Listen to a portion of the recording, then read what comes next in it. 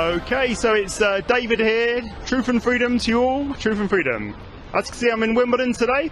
Got my Truth and Freedom banner out, and it's very Wimbledon, as you can see. We got the tennis balls outside one of the phone shops, which is very Wimbledon. Wimbledon, the home of tennis, the Wombles, and Wimbledon the film. I can't really think of anything else. Usually things come in threes, don't they? And it also got a high street behind me, very lively. It's Thursday the 16th of July 2026.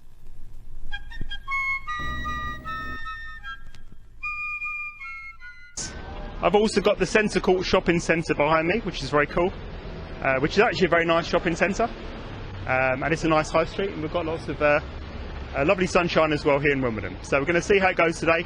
Today in Wimbledon, I'm going to be asking people what they think about the mainstream media, or the lamestream media, shall we say.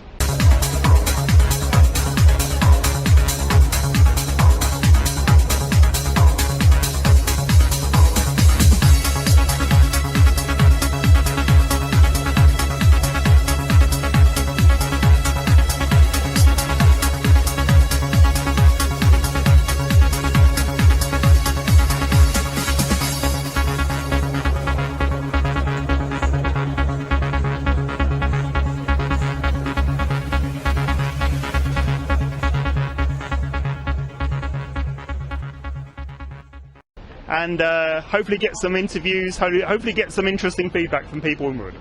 Hello sir, do you trust the BBC? Sorry? Do you trust the BBC at all? Impartial BBC? Yeah, just take it with a grain of salt. Grain of salt, very well said.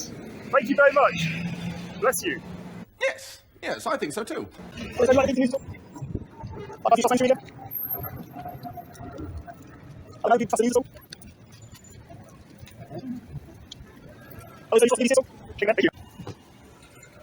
Truth and freedom, right here in Wimbledon. Oh yes, oh yes.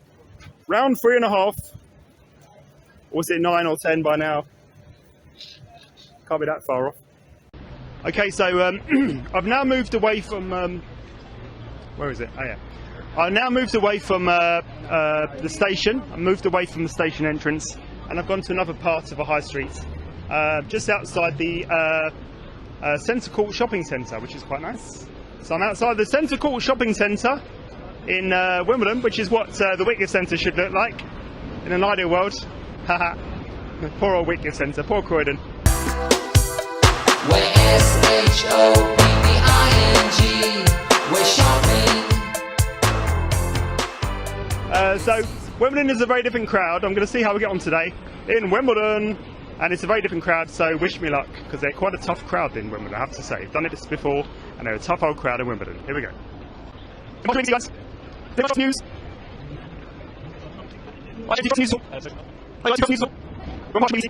Okay, so I've been outside for about 20 minutes.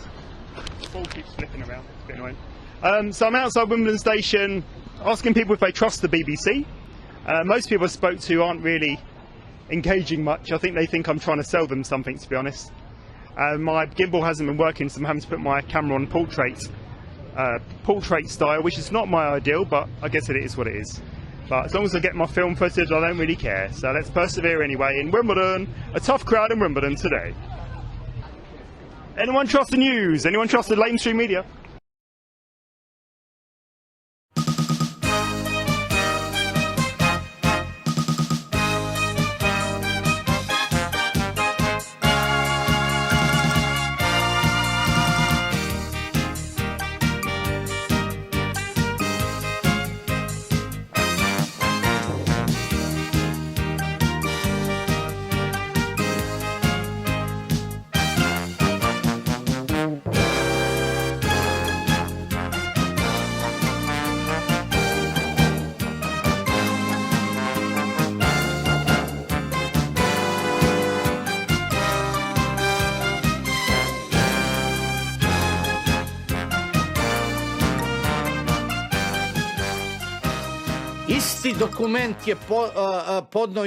Novak and his team filed the same type of documents as those 25 other tennis players, and they didn't have any problems, just Novak.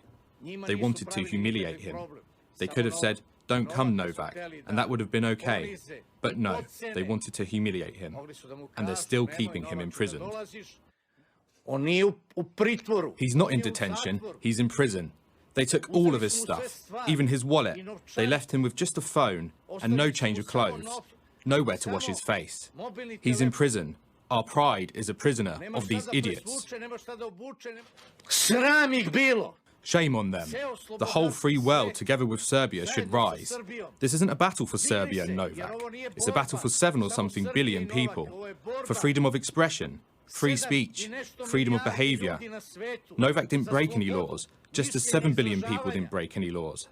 They want to subdue us and throw us all on our knees. It won't fly. Freedom, Novak. We're all with you. When they convince an 89-year-old woman to go and get a vaccination, and she goes out there and gets it, and they somebody points to me and says, "You got blood on your hands if you don't, do this and do that." I tell you, you've got blood on your hands. The doctor who didn't check my mum, the doctor or the people who convinced my mother at 89 to get a vaccination, 4 days of splitting migraines followed by 2 strokes and a heart attack. Yeah. You've got blood on your hands, buddy. Why did they do that to an 89-year-old woman? It's been her, now she's care. She had to get looked after. She was on her own in an apartment. She was great. She collapsed on the floor. My brother just got there in time. They resuscitated her. And I said to Mum, she recovered, which was amazing. I said, Mum, tell your cardiologist what happened. She said, I did. And I said, can you report it, please? He said, there's no point reporting it. Adverse reaction, no point. Nobody listens. I was like, Mum, tell him. I didn't want to stress her. She did 2 strokes and a heart attack. I was like, she basically said, no. Doctors aren't reporting these things. So we're not getting the truth on that side. Going twice, going once. Anyone here like the BBC?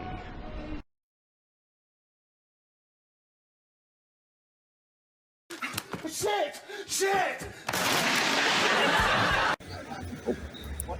Hi, gents, do you trust the news at all? Huh? Do you trust the news? Do I trust the news? Yeah, do you trust it? I trust you. Trust me, bless you. I trust you. Awesome, I'm happy with that. Bless you. You trust me, they trust me, which is amazing.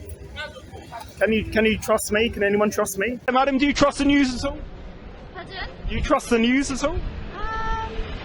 It's for my channel, Truth and Freedom. I'm just asking. Kind of, you don't sound too sure. Well, I don't know where else to get my news from. I definitely trust it more than social media. Do you? I do, I think. But then I think you can have your own opinion on the news. It's not necessarily a fact, is it? Sure. And do you feel it's important for people to be questioning things all the time, or do? I think so. Otherwise, it's like the same with the things your parents teach you when you're younger. You can outlearn those. So why would we trust the news? Yeah, sure. And you question everything else. So. Question everything else. Very well said. Thank you. Yes. Thank you very much. Lovely speaking to you.